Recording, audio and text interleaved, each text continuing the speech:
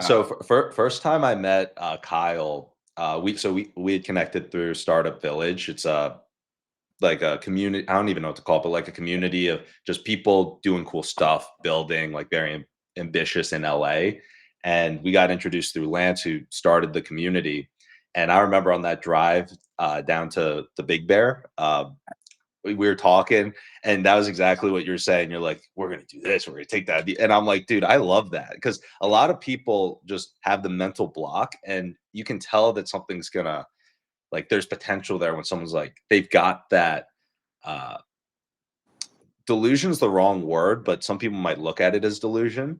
But it's like they've got that, hey, there's nothing here, but we can actually do this. It's like that Steve Jobs quote, like the people who change the world are the crazy enough. I don't know the exact quote, but like you know what you yeah. probably know what I'm saying. Like crazy enough to think that they can, Well, and that's I what love that. when I look at the youth today, and you talk about like they're limited, right, instead of limitless. And I was like just riffing yesterday for product design of what we're working on, and it was like, I want people to be able to dream, right, and their dreams become reality. But your dreams are limitless, right? It's like you shouldn't even feel that your dream, like if you're not dreaming big, right? It's one thing to think, okay, I live in the real world, but your dream should be anything you could ever imagine, right? And I think that's like, I don't know. We got to talk with some younger gen people, get them up here and see, what they feel about A their, 100%. you know, Yeah, capabilities. dude. I This has actually been a weird transition that I'm going through at the moment. Everyone's going to go through it. A lot of your audience is probably going to go through what I'm about to explain here. But growing up, especially if you're entrepreneurial, you always are young in whatever you're doing. Like you feel young. It's like you're doing something, you're building a company at like 17, 18. People are like, wow, you're young, you're getting after it. And I'm weirdly reaching that stage. And it's like you're always listening and consuming content from like older people and these podcasts. And then I recently, and this literally just hit me, I was coming back on a flight. And before flights, I like to download podcast episodes. And there were these two podcast episodes I downloaded. One was with the CEO of Cluely, who's 21, and the other one was with this kid who I think was 23. I think it was 23. And kids are savages. Like they're getting after it. And it was the first time that I'm like in the other seat where I'm like, I'm older than these guys. Like I am 29 years old. And that like I'm almost out of the 20s, man. It's kind of crazy to think. And it really just solidified in me. And I've always believed this that the next generation is going to be better. Yeah. And especially now more than ever. I mean, so many people are saying, oh, I'm worried about the kids, blah, blah, blah, short attention spans, AI, like AI. Blah. I'm thinking they are made for this world. Like the kids coming up, this next crop is going to be unbelievable. And you're seeing the hints of it now. So probably a good idea that you're going after a younger audience. Like the audience that's listening to my stuff or doing the streams or whatever, like are definitely older. Like I can see the audience demographics there. I mean, I to the point of one, also the athletes like reaching their prime. Like now that we're older than all the rookies that are entering sports, they're like, Dude. oh man, these guys are like beasts. Like the way that they think, they're so mature because they were coached that way. They were led, right? And it's when I look to your point of the next, generation. It's like I 100% agree with you, as I had, said before. Of like they could take over the world, right? And we need to give them the structure. First of all, we need to make them believe that they can. But two, it's like let's say 20-year-olds take all the jobs from 50-year-olds, right? Like let's say that you don't need to be 35 years old to be president anymore.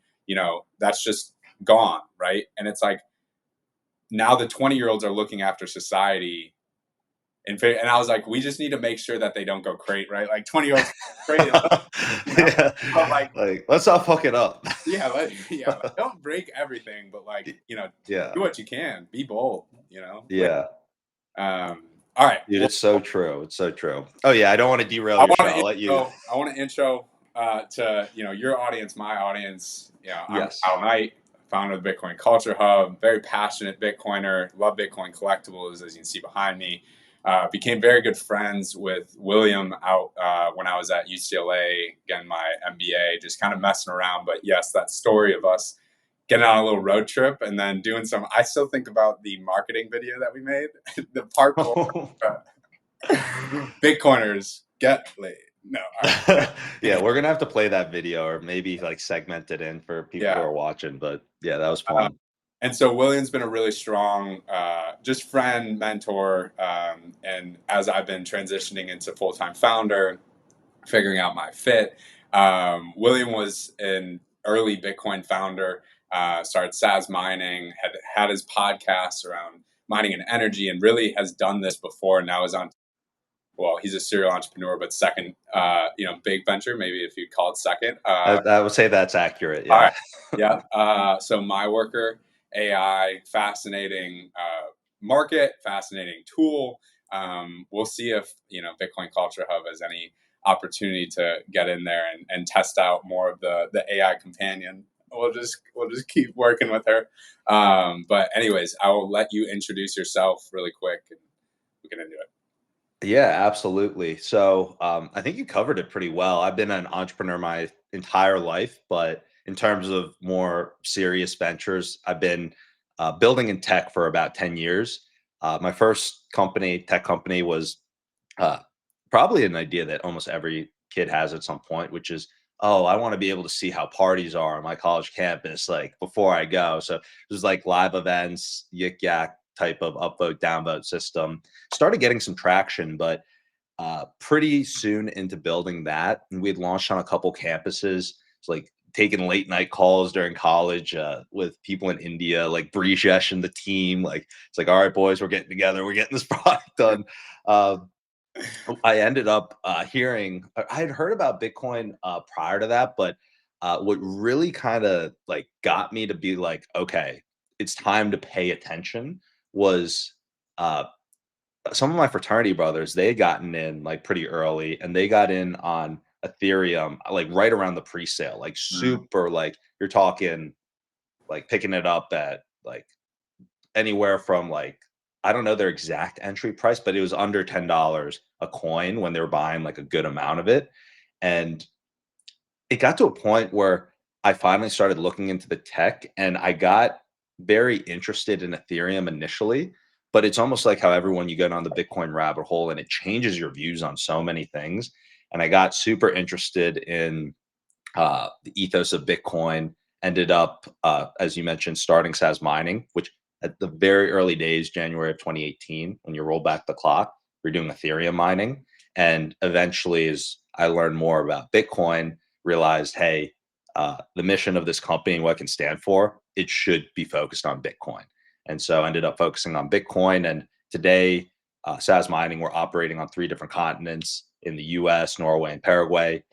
We the somewhat breaking news, but we have been running diligence on a phenomenal site out in Ethiopia. So who knows what is to come there? But there is very, very interesting opportunities on the company's radar. And then, so to your point, Kyle, I'm currently uh, the president at SAS Mining. I founded it, was the CEO for many years, passed off the reins to honestly the best CEO I've ever witnessed working live. I'm like, he's gonna be amazing, and he's had 9-figure sales targets when he was head of sales at a publicly traded company. So sometimes it's like you got to take a step back. Big valuable lesson that I learned during the entrepreneurship journey, and then it also gave me the space to go and start My Worker AI, and currently CEO and founder there, trying to help founders scale their sales with AI. So that's it in a nutshell. I feel like I could ramble forever, but I will pause there. Back to you, Kyle, and we'll run it how you want to run it. Yeah, I mean, that's starting with what something you had touched on, which was finding Bitcoin ethos, right? With the Bitcoin Culture Hub, something that we're focused on is not necessarily jabbing Bitcoin down people's, lives, right? And forcing them to use it, forcing them to save in it. It's more subliminal, more about Bitcoin as an identity, Bitcoin as a guiding path, right? Guiding beliefs. And I think that that's why I love Bitcoin so much for self intrinsic, motivations. Um, and self development, but also the peers and the network of Bitcoiners is so strong, right? It's a great community to be a part of. Could you just elaborate a bit more on that transition from ETH mining to Bitcoin and what that meant you to say, I want to, represent Bitcoin. It's I think everyone has their own kind of process and how that happens. For me personally, um, I was actually influenced a lot by our now CEO. And as you start following the work of someone like Robert Breedlove or others in the space that have these uh, like big picture views in terms of you're not looking at Bitcoin so much as an asset, but more of like what this means to some of these existing cultural or accepted norms in society. And you start studying history and just seeing, wait, this stuff's kind of super broken in many ways, which is understandable. I mean, if you just think as of human society as a whole, it's very amazing that things work the way that they do. But there are holes in Bitcoin. Yes, it's a new phenomena, a new technology, but it could solve a lot of problems in the real world. And with Ethereum, uh, if I was to give you the analogy of companies, Ethereum is more like a company trying to find product market fit. And it used to allow for proof of work mining. And Bitcoin's more of like, it's got product market fit. We understand what it can do for the world. It's got clear value. And I can give you many stories. Many people can give you stories of that real value, literally saving lives. Whereas Ethereum is still finding its thing. And I'm Yeah. by no means saying that Ethereum or these other techs, applications of blockchain technology aren't going to be a thing. But it was very clear that it's like, hey, there's a mission you can get behind. And like in the role that SAS mining plays, is you're playing in the role of money and the role of energy in society. And so that was really what we try and put that North Star at. It's like we're focused on renewable Bitcoin mining and want to improve humanity's relationship with money and energy as the mission statement. And yeah, I'm not sure if you Yeah. guys haven't checked out SAS Mining, check out SAS Mining's website and you can see a little bit more about what we do. Yeah, I mean, and a few things. Definitely check out SAS Mining. The website is in a lot. I had explored Bitcoin mining years ago, but never really pursued it. There was, again, not to badger other companies. There was Compass Mining, which was great, and then it had some turbulence, and then Bitcoin mining in general was like there were some complexities, and was it the most efficient way to stack Sats, or you have KYC benefits. There's a lot of considerations there. But SAS mining just approaches it in a very, it's almost like Bitcoin ethos, right? You're like very aligned Yeah. with the way that design the product and the user experience, with, your demographic, your audience, right? Which are Bitcoiners. Yeah. Well, that was the whole big thing is we made the product as Bitcoiners for Bitcoiners. And at the end of the day, I remember when we actually first chatted about the mining side, I think that you had like every Bitcoiner have like a thought in terms of like, okay, we just want to buy Bitcoin, hold the sats, everything. And uh, we're like, hey, look, we're the same type of way. We're trying to, how do you maximize the amount of Satoshis you're stacking over time? And we believe that we've created a much better way to do that. It's like, and not only that, just like how Coinbase made it easy to buy Bitcoin, we've made it easy to mine Bitcoin and really just bringing it back to the roots of supporting the network as well. Uh, like allowing you to acquire Bitcoin the way that Satoshi did through the mining process. Whereas without a company like SAS Mining, Mhm. that option isn't even on the table. Like the only option at that point is to buy off some KYC'd exchange. And we approached it like, this is, you could look at it as like freedom money or however you want to say best store value asset in the world. Whichever line of thinking you're in, all of those are still grounded in the fact that this is an important way where it's like you might not have a PhD in power or relationships with Bitmain and other big manufacturers, but you want to be able to get involved. Yeah. That's the door that we've shut down with this model. And there are two things in your last statement which I found fascinating, which was one, it's not that we're saying the other cryptocurrencies aren't going to provide value to the world, right? And I think that out in LA, Fred Krueger and Ben Sigmund had started Bitcoin First, now Bitcoin Alpha, and it's this concept of, instead of a lot of, there's this toxic maxi, right, which is Bitcoin only. And that's how you see a lot of this friction within Bitcoin's culture today of, well, if it's Bitcoin only, how do we have fun? How do we play? Right? You're getting at me for wanting to explore and experiment on Bitcoin because you told me not to do it anywhere else, right?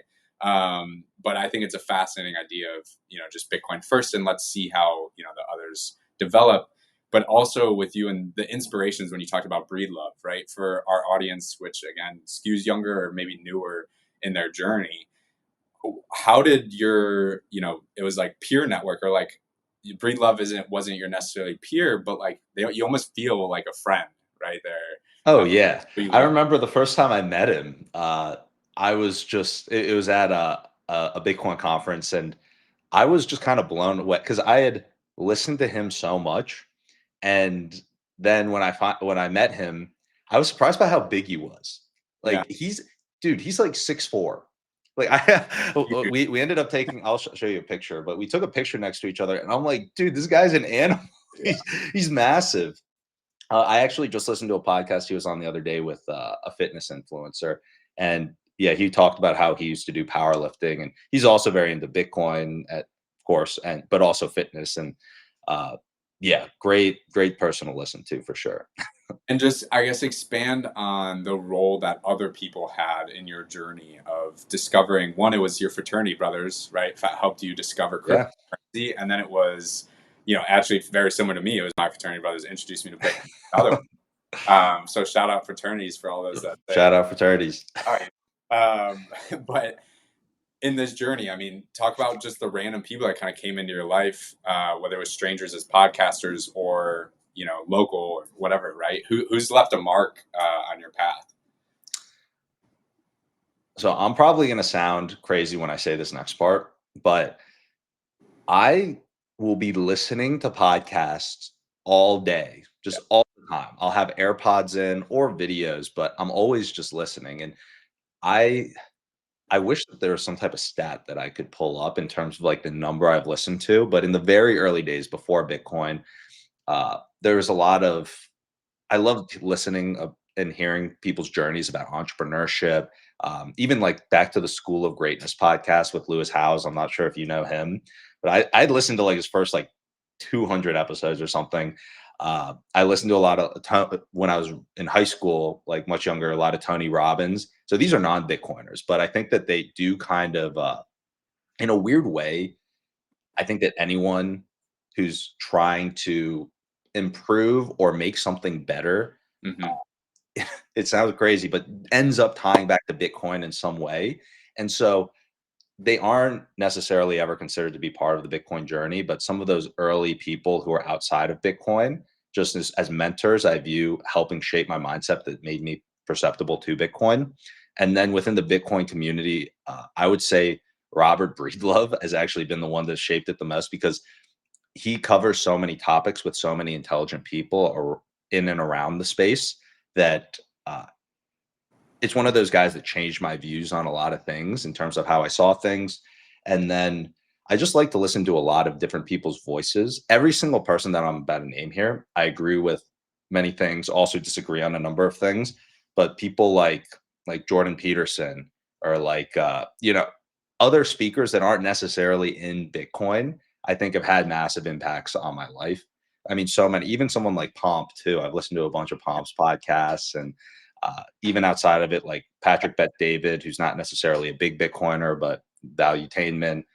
Uh, there's so many influences. It's hard to give a single person, but I think that at the end of the day, it's not carbon copying someone else's view. Like every single person, you're going to go and build a company. You're going to go and put your views into the world, tell people what you think, and you're going to be right and wrong on a lot of things. And it's just like an artist that you're building your sculpture and no one else, you're not going to go and carbon copy someone else's. You're going to build your own over time from your experiences, and you've got your own lived experiences, and you're going to be able to create something that no one else in the entire world can create because you went through your journey. And uh, that's how I would approach, I guess, answering your question in terms of the influence. But I think that it's just like a culmination and a mix of all of those into what I now believe, which if you put me in a room of non-Bitcoiners, I sound like a fucking crazy person. And then you put me in a room of like the most hardcore maxis, and they might say, like, you've got some of the way there, but Yeah. you don't have, you still need to do some reading. And I respect that on both sides. I think the through line of you saying how it all feeds into Bitcoin, right? At the end of the day, that self growth and that just also diversity of opinion, unique perspective that you bring. That's the value of Bitcoin. When you walk into a room of Bitcoiners, it's so diverse, the minds and the bodies, right? And your background, right, of that Ali picture, it's like that's as much of Yeah. Bitcoin as buy Bitcoin, right? Like it's that proof of work, that effort, that willingness to put yourself out there and try. And I think it's like so underappreciated that, or under recognized rather, that Bitcoin is so much more than just this asset class, right? It's a way of living, a way of being, um, and so I find it fascinating. I want to just transition of you being kind of like that thought leader in Bitcoin mining and energy. What kind of insights do you have moving forward? We were having this discussion within the Bitcoin Culture Up team of like, Bitcoin miner trade schools, right? There's a need for people to enter Bitcoin mining, and just the way that the landscape's going to grow over the next, decade plus. Could you elaborate just a little about where you see Bitcoin mining heading, and just the opportunities it might present? Yeah, this is a massive question. So I'll try and, I guess, take one slice of this, right? So uh, over my time running the SAS Mining podcast, I had the opportunity to speak with a lot of the biggest miners in the world, a lot of the biggest people in energy, and then people within the ecosystem, the mining pools, things like that.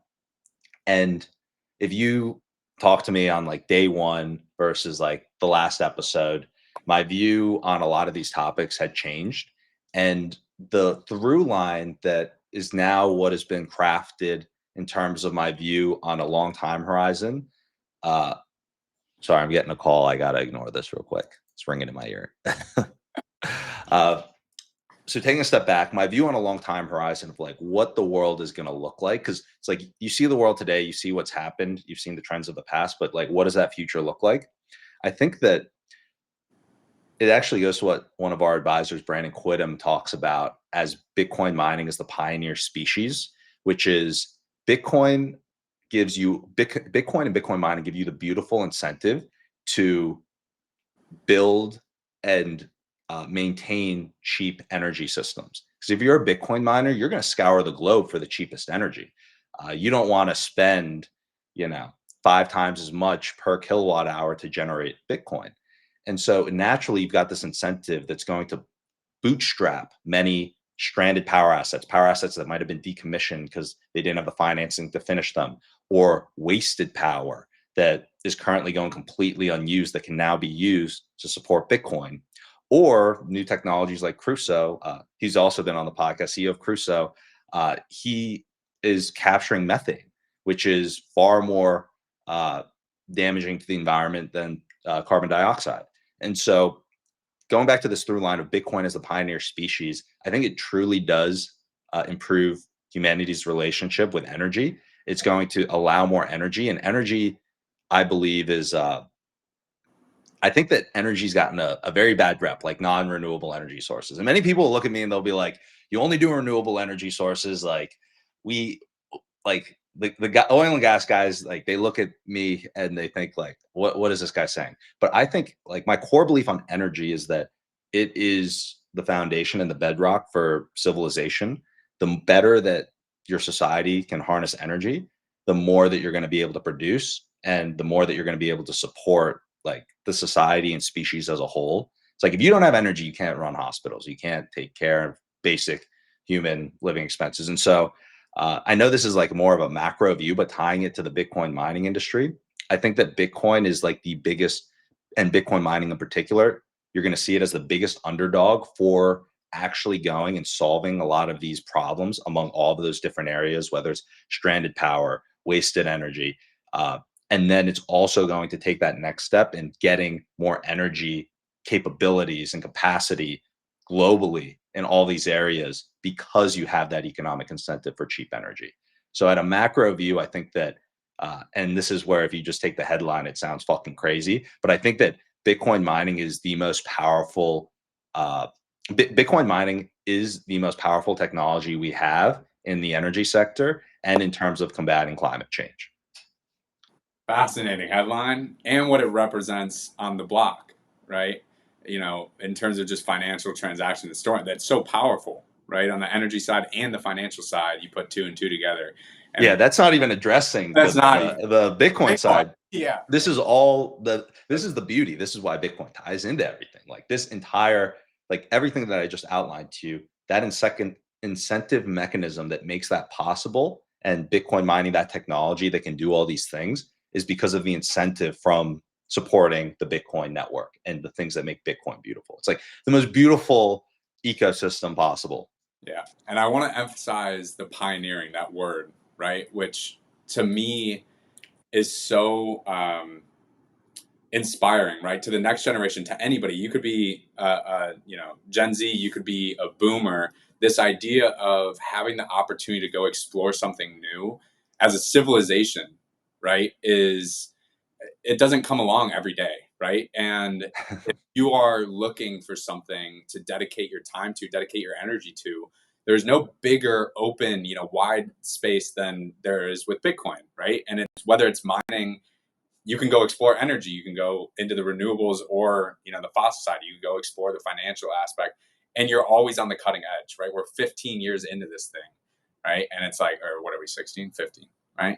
And it's like, Sometimes it's like it'll be like the next year. I'm like, oh, yeah, I know. yeah. It's like I forgot how old people. I used to make fun of my parents for not knowing my age. No, my mom knows my age. My dad, questionable. So sometimes like it can be hard to remember, but then I just do the math from my age. I'm like, all right, well, I just add this and Yeah. And it's a thrill to be able to contribute to something that's pretty much day one, right? You think we've gone so far, we have, but if you were to start today, you're at the ground floor, right? We're so early. Um, yeah, yeah. Oh, 100%. And this is a question that a lot of people ask around Bitcoin mining, which is, when's the last Bitcoin going to be mined? And this is really what puts it into perspective. Uh, the last Bitcoin is going to be mined in the year 2140. And realistically, as an entrepreneur, you assess the landscape and you figure out, okay, the what does the world look like in X number of years? What's first principles thinking that we can ground that truth in? And if you look at it in that time horizon, you mentioned, we're still within the first inning or first couple innings, technically first inning, if you look at it like from a baseball yeah. perspective, because 2140, quite a ways away. And I mean, it is unbelievably early, especially for someone who really dives in. Even Saylor got in late. Like, when did he get it? He got in 2020. 2020. Yeah, Yeah. And he's got, I don't know how many Bitcoin. I mean, yeah. it's very, very early. Someone who gets in now is going to be looked back on as one of those like crazy early adopters if they really dive in fully. Like And Kyle here. Sailor, I mean, now we're going to talk about this a little bit of Sailor, said build the bridge, walk on it, drive a tank over it, right? And that's what he did with putting Bitcoin on balance sheets in the public markets. For the Bitcoin Culture Hub, we believe so intensely that it's like we're in a transition to this new world, right? It's not about just Bitcoin. It's we're transitioning into a new world, right? A new world of money, a new world of tech. And how can we be the bridge for all the generations? We're going to target the younger one, but it's going from Web 2 to Web 3. Like we're not in Web 3, and we definitely don't want to be in Web 2 anymore, right? We're not in a Bitcoin world, but we definitely don't want to be in fiat anymore, right? And what is this going to look like? It's going to take years, plural, right? And I think I love being at, in a position to lead, I guess, a community that's desiring to be a part of the new world, that's hungry for the next. And so I'm going to transition to the final question, which is what excites you about just the space? It could be Bitcoin or not, but what's giving you energy today? That's a good question. Well, there are a lot of things. So I'm gonna pick one that I've been spending pretty much all my time on, and we haven't talked too much about, but I think that like if you take a step back and you try and think what is going to be the things that change the world the most in the coming years, Bitcoin 100%, and we dove into some of those reasons. I think the other one is AI, and AI is a super broad term. You have a lot of people throwing it around, but I will ground it in a new perspective that I believe only a miner can have. So in Bitcoin mining, at the end of the day, what are you doing? You've got these data centers or something to run the ASICs, the Bitcoin miners or the ASICs, the application specific integrated circuit. That is going to consume the energy, and you're going to receive Bitcoin for the data processing that happens from that unit. At the end of the day, the thing that makes an AI model work, when you use ChatGPT, these are large language models that, in order to train, they're using so much compute. It's a different machine, but it's the same type of setup. You need the data center, you need the particular type of GPU, and that's going to help with AI. The models today, I'm not sure when this is going to be launched, but like today in September, you have unbelievably powerful AI with ChatGPT 5. And and if you think about it, this is the worst that it's ever going to be. And if you think about how bad or how difficult it was for you to get things done with AI just 3 short years ago compared to today, that just from a compute perspective was maybe at the time about 1/10 the compute that you had today. Not major architectural differences. It's like this was one of the biggest breakthroughs in AI. You throw compute, the shit gets better. And that's how good it is today from how bad you've experienced it, right? If you I did this on stream the other day because I've seen no one do this. This is breaking news, Kyle. No one's done this research. I did this research with AI because I think it's so important. And if you're really going to predict the future, you need to ground it in some type of reality and try and ground it in first principles thinking. So what I did was I looked at how much money is being invested by all these large companies into the AI infrastructure, and what is the growth rate in terms of the performance that you've continued to see. It's continued to follow the same trajectory on the hardware performance, like the GPU is getting better. So really, the end goal that I was trying to get at was how much data processing and compute is going to be used in the models of tomorrow compared to today. So it's like if you have a looking glass, that's what I'm going to give you a looking Yeah. glass into the future. And so, based on the amount of investment and the improvements in the base hardware infrastructure, with way more sub details that are not needed to get into to explain this, those are the big key concepts. You're going to be looking at roughly a 10x level of compute compared to today's compute. And I don't think we have time to go into every single thing that spit out in terms of what that means for the world, but just know that this is going to be, especially if you're younger, this is your massive competitive advantage. This is how you are going to outcompete and crush every boomer, every person, even like, I'm young, but you're going to outcompete people like me and others. Is if you become the best with these tools, you're leveraging a technology that is like that growth rate, like 1/10 to where we are today, 10 times this is far more compute than that little amount that was from a couple years ago to today's model. So if the trend even partially continues, you're going to be looking at something that really gets scary good. And I think that that's a whole nother podcast or a Yeah. 100 podcasts to cover. But I think that the big key is that in a world where you've got exponentially increasing technology, just being positioned, understanding Bitcoin and understanding AI and really being forward and adopting it and not listening to teachers or organizations that tell you not to use it, being good with it is important. And I'm energized about the potential of what you're going to be able to build from that. You heard it here from William first. Limitless capabilities for that next Limitless. Limitless. I mean, I have said I'm very passionate about supporting the youth. I grew up wanting to be a kindergarten teacher, and now 5, 10, 8 year olds or whatever, right? That anybody is going to have the ability at their fingertips to basically take their imagination and put it into the world, right? And that's talk about energizing. I mean, that's so exciting. And then you do it, and you add the dimension of a Bitcoin standard, and you're like, you could build civilizations on this thing. The average Joe could build civilizations on this thing. Yeah. You got me going. Now I'm like, let me get into this. We got to get Dude, touched. it's crazy, man. It's crazy. I mean, some of the things that you can do. I mean, really, on top of that, especially for a younger audience, like what you have at your fingertips I think like high agency people, like the world is in your hands, like really. And I'm not saying that metaphorically or anything. You literally are about to have power of like worlds at your fingertips, and it really is up to you to decide like how are you going to use that. And I think that this is really where it comes into, outside of just understanding tech, there's like the philosophical side of things that we're not covering in this podcast, but really just trying to understand like why do I believe things are the way that they are? What do I think would make things better? And like genuinely asking that type of a question and being open to trying to find the answer to that question and following that. I think that those types of questions do become very important.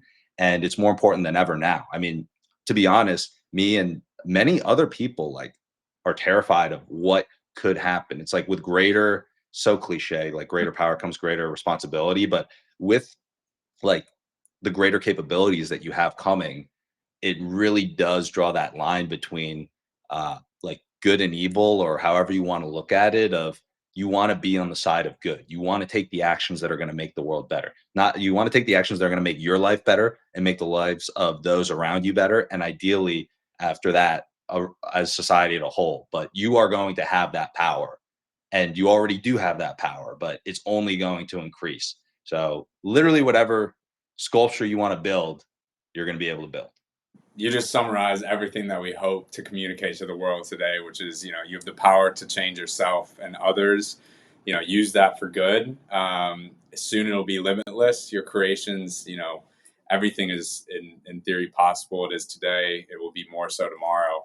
And doing things with a Bitcoin standard, doing things with Bitcoin ethos, at least keeps you on a path, where you're feeling grounded and centered in something that's a positive truth that has been, at least to a general consensus, a very strong community of Bitcoiners, to be this something we can agree on, right?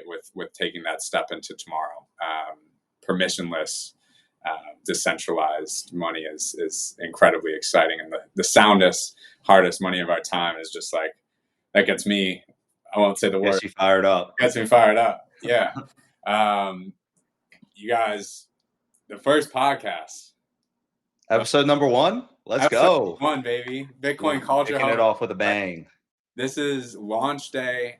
Landing page is going to be out. Our first product's coming soon. But Bitcoin Culture Hub, it's meant to be a beacon to the world in our transition to the new world, bringing on people just like William, who we're so grateful to share their stories and their time with not just myself and our community, but these are to live on and just be seated within our community.